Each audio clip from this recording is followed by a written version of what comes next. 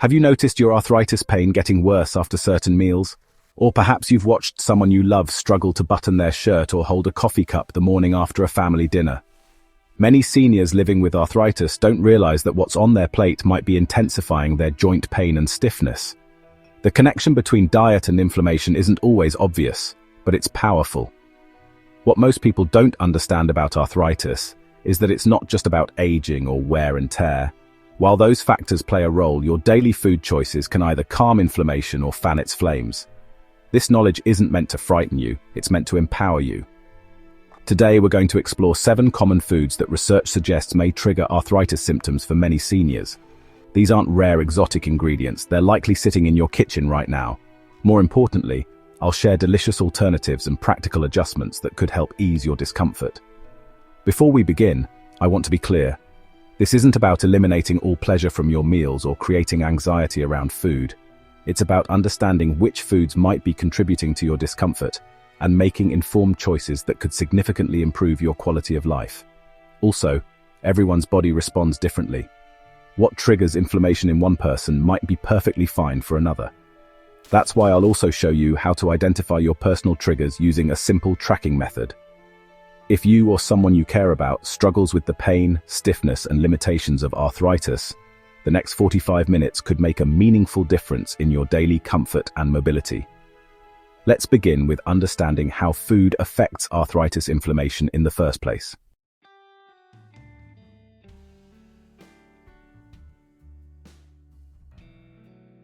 Before we look at specific trigger foods, let's understand what happens in your body when you eat something that promotes inflammation. When certain foods enter your digestive system, they can trigger your immune system to release inflammatory compounds. These compounds travel through your bloodstream and can settle in your joints, causing increased swelling, pain, and stiffness. For those with rheumatoid arthritis, an autoimmune condition, this response can be particularly intense as the immune system is already inappropriately attacking joint tissue. For those with osteoarthritis, which is more common among seniors, inflammation can accelerate cartilage breakdown and worsen pain. The good news is that this connection works both ways. Just as some foods can increase inflammation, others can help reduce it. Many seniors notice significant improvements in pain levels and mobility within just weeks of adjusting their diet.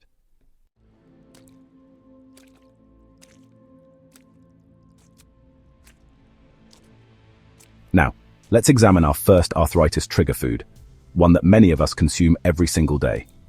The first arthritis trigger is probably in your kitchen right now, and most people consume it daily without realizing its impact on joint health.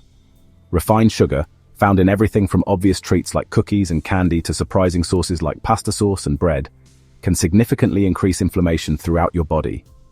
When you consume refined sugar, your body experiences a rapid rise in blood glucose levels. This triggers the release of inflammatory messengers called cytokines. For seniors with arthritis, this can translate directly to increased joint pain within hours or by the next morning. What makes sugar particularly problematic for arthritis patients is how ubiquitous it is in the modern diet. Many seniors don't realize they're consuming inflammatory levels of sugar through what they consider normal foods. Reading labels becomes essential. The challenge with sugar isn't just the obvious sources like desserts, it's hiding in places you might not expect. Many breakfast cereals contain more sugar than a candy bar. Healthy yogurts often contain 4 to 5 teaspoons of added sugar. Condiments like ketchup and barbecue sauce are surprisingly high in sugar. Even many whole grain breads contain added sugars for flavor. What makes this particularly difficult for seniors is that our taste buds change as we age, often leading us to prefer sweeter foods just when our joints are becoming more vulnerable to inflammation. The good news is, you don't have to eliminate all sweetness from your life. Here are some practical adjustments that my clients have found helpful. Use fruit to satisfy sweet cravings. Berries with a small amount of dark chocolate can be particularly satisfying. Spices like cinnamon and vanilla extract can enhance sweetness without adding sugar. If you do use sweeteners, consider small amounts of honey or maple syrup, which at least offer some nutrients alongside their sweetness. When reading labels, remember that 4 grams equals approximately 1 teaspoon of sugar. Many of my clients report noticeable improvements in morning stiffness within just days of reducing their sugar intake. Marianne, a 72-year-old with rheumatoid arthritis, told me she could actually feel the difference in her hands the morning after having cake at her grandson's birthday party.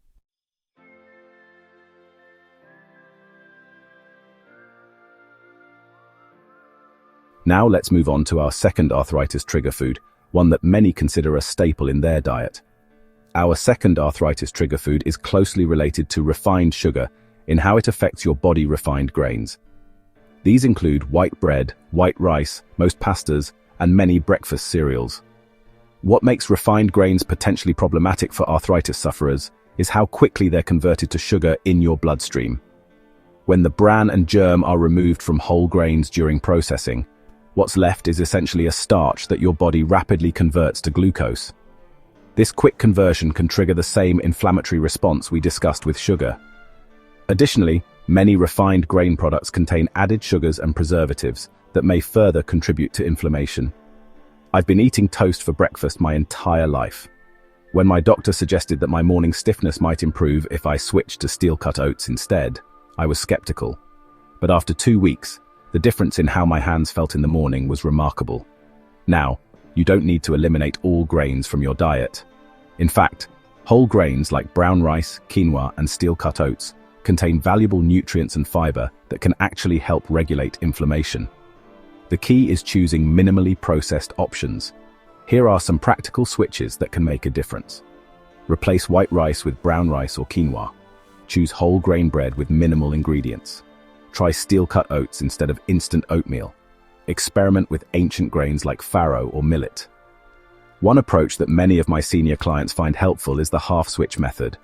For example, mixing brown and white rice together as a transition, or using whole grain pasta but keeping your favorite sauce.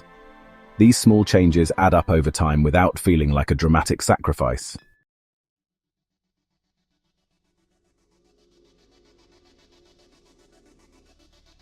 Let's move on to our third inflammatory trigger, one that many seniors grew up considering as a health food. Our third arthritis trigger food is actually a category of cooking oils that were once promoted as healthy alternatives to butter and lard.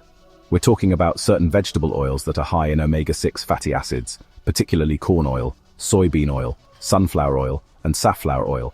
To understand why these oils may contribute to arthritis pain, we need to look at the balance of fatty acids in our diet. Our bodies need both omega-6 and omega-3 fatty acids, but in the right ratio. The modern diet typically contains far too many omega-6s and not enough omega-3s. When this balance is disrupted, it can promote inflammation throughout the body. For seniors with arthritis, this often manifests as increased joint pain and stiffness. What makes this particularly challenging is that these oils are everywhere, in salad dressings, mayonnaise, most restaurant foods, and countless packaged products. They're inexpensive and stable, which makes them popular in commercial food production. Here are some inflammation-friendly alternatives to consider. Extra virgin olive oil for most cooking and dressings, avocado oil for high-heat cooking, small amounts of organic butter from grass-fed cows, which contains a healthier fatty acid profile than conventional butter, and coconut oil for certain recipes. Making this switch at home is relatively simple, just replace your cooking oils. The bigger challenge comes with restaurant meals and packaged foods. When eating out, consider asking what oils are used in preparation, and when possible, request olive oil for sautéing or dressings. Many seniors notice improvements in their joint pain within several weeks of making this dietary change. Caroline, an 81-year-old with osteoarthritis in her knees, shared that after switching from vegetable oil to olive oil and reducing her restaurant meals, she could climb stairs with significantly less pain.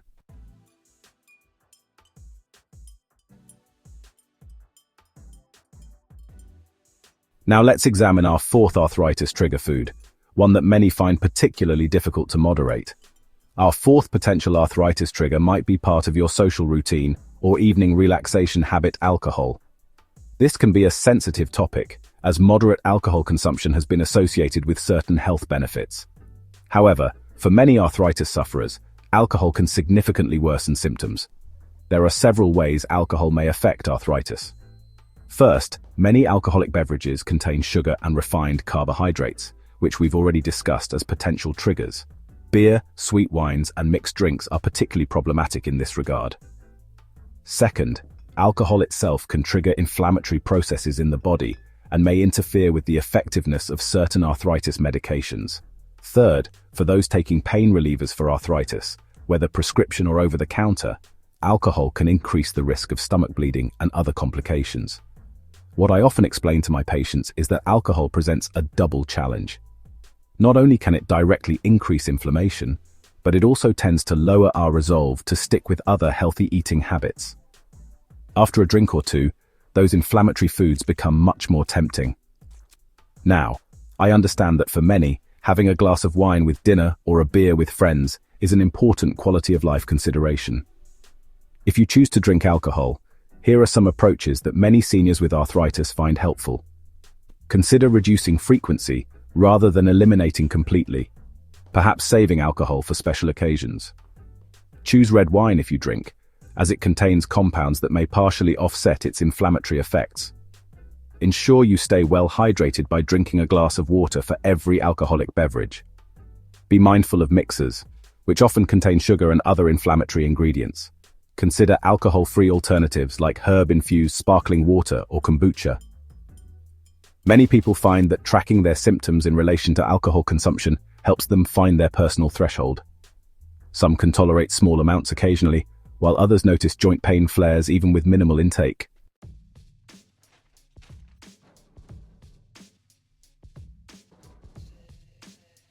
Now let's move to our fifth arthritis trigger food, one that might surprise you. Our fifth potential arthritis trigger is actually a family of vegetables that many consider extremely healthy nightshades.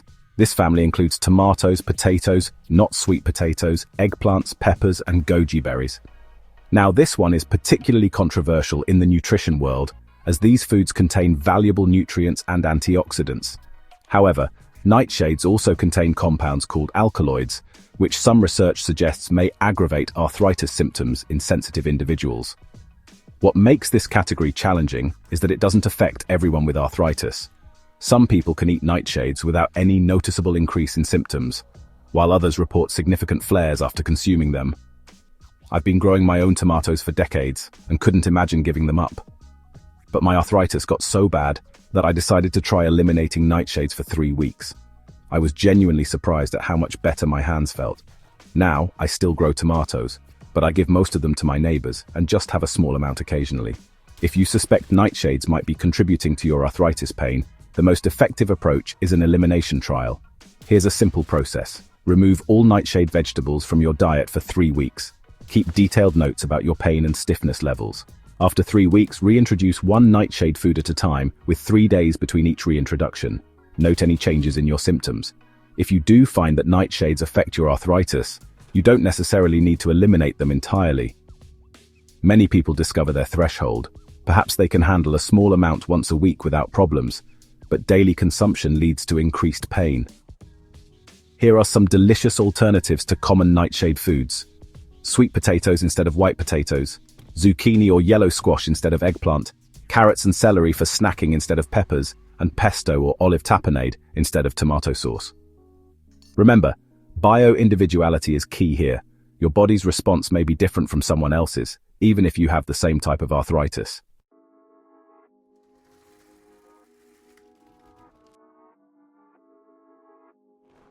Now let's discuss our sixth arthritis trigger food, which many consider a protein powerhouse. Our sixth potential arthritis trigger is certain dairy products. Like nightshades, this category affects some arthritis sufferers significantly, while others can consume dairy without noticeable symptom increases. The relationship between dairy and arthritis is complex. For some people, particularly those with rheumatoid arthritis, proteins in dairy can trigger an immune response that increases inflammation. For others, especially those with conditions like gout, the high fat content in some dairy products may be problematic. Adding to the complexity, some studies suggest that certain dairy products like yogurt may actually have anti-inflammatory effects due to their probiotic content. And of course, dairy provides important calcium and vitamin D, which are crucial for bone health, a significant consideration for seniors. What we typically recommend is paying attention to both the type of dairy and how it's processed. Full-fat, highly processed dairy tends to be more problematic than options like plain yogurt or kefir, and fermented dairy appears to be better tolerated than non-fermented forms.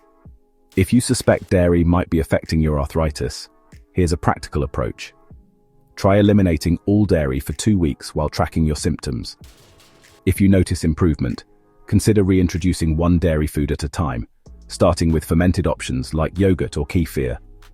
Pay attention to both the type of dairy and the amount that triggers symptoms. consider 2 dairy products, which contain a different protein structure that some find more tolerable.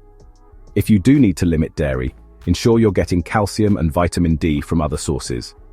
Fortified plant milks, leafy greens like kale and collards, canned fish with bones, calcium-set tofu, and appropriate supplements as recommended by your healthcare provider. For many seniors, finding the right balance with dairy involves moderation rather than elimination. Martha, a 76-year-old with osteoarthritis, found that while milk and ice cream increased her knee pain, she could enjoy small amounts of aged cheese and yogurt without issues.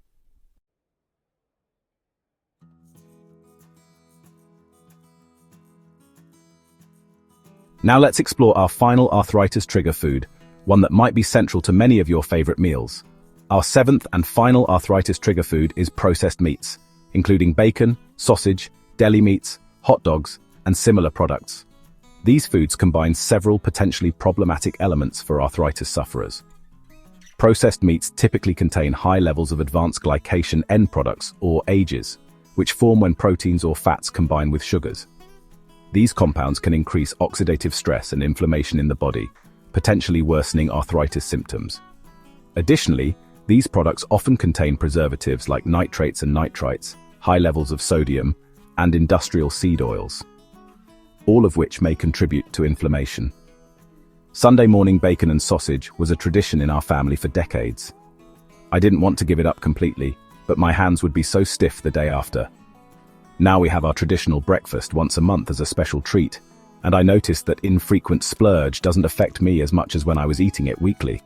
For many people with arthritis, processed meats represent a significant inflammatory trigger that's worth addressing. Here are some practical approaches. Focus on quality over quantity if you do consume processed meats. Look for nitrate-free, lower sodium options. Consider limiting processed meats to occasional enjoyment rather than regular consumption. Explore plant-based alternatives which have improved dramatically in recent years. Use herbs and spices liberally when preparing whole food alternatives, as many have anti-inflammatory properties. One strategy that works well for many seniors is what I call dilution, using a small amount of processed meat as flavoring rather than as the center of the meal. For example, using a small amount of bacon to flavor a bean soup, rather than having several slices as a main protein.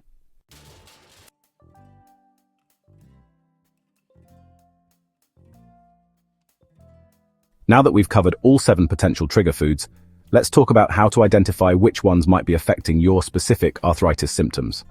Now that we've examined 7 potential arthritis trigger foods, you might be wondering which ones are most relevant to your specific situation. This is where personalized tracking becomes invaluable. Everyone's body responds differently to food. The most powerful approach is to become your own health detective by systematically tracking your food intake alongside your arthritis symptoms. Here's a simple system that has helped thousands of my clients identify their personal triggers. Start with a baseline period of 3 to 5 days where you eat your normal diet and record your pain and stiffness levels on a scale of 1 to 10, noting location and intensity. Choose one category of potential trigger foods to eliminate for 2 to 3 weeks. Continue tracking your symptoms daily. After the elimination period, reintroduce that food category and note any changes. Wait at least 3 days before testing another food category. Many people find it helpful to start with the trigger food they suspect affects them most. For others, it makes sense to begin with the easiest change. There's no perfect order. What matters is consistency in your tracking. What you're looking for are patterns rather than one-time reactions. Sometimes the connection between a food and increased symptoms doesn't appear for 24 to 48 hours, which is why consistent tracking over time is so valuable. The tracking was what finally made the difference for me. I'd tried eliminating foods before, but without writing everything down, I couldn't see the patterns. Once I started tracking consistently, it became obvious that sugar and processed meats were my biggest triggers. Now I know exactly what trade-offs I'm making when I choose to indulge.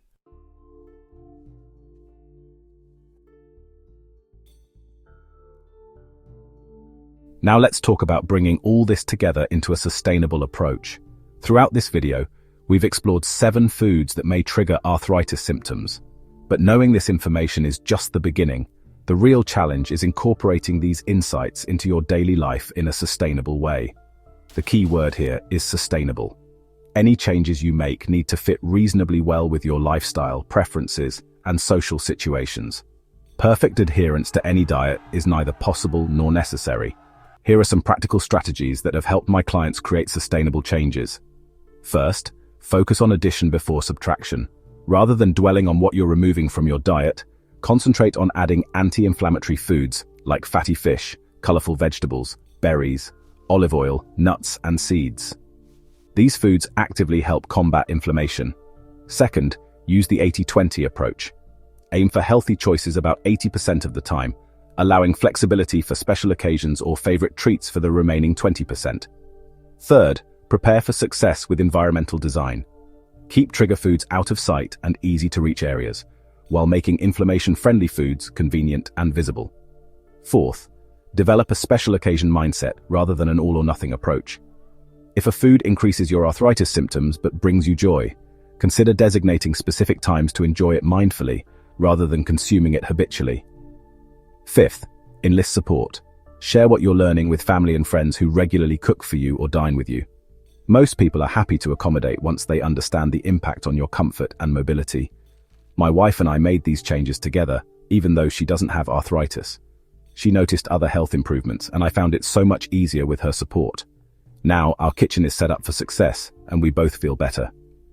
Remember that stress itself can trigger inflammation. If dietary changes become another source of stress in your life that works against your goals, start with small, manageable changes and build gradually. And finally, work with your healthcare providers throughout this process. Dietary changes complement medical treatment. They don't replace it. Your doctor can help monitor your progress and adjust medications as needed if your symptoms improve.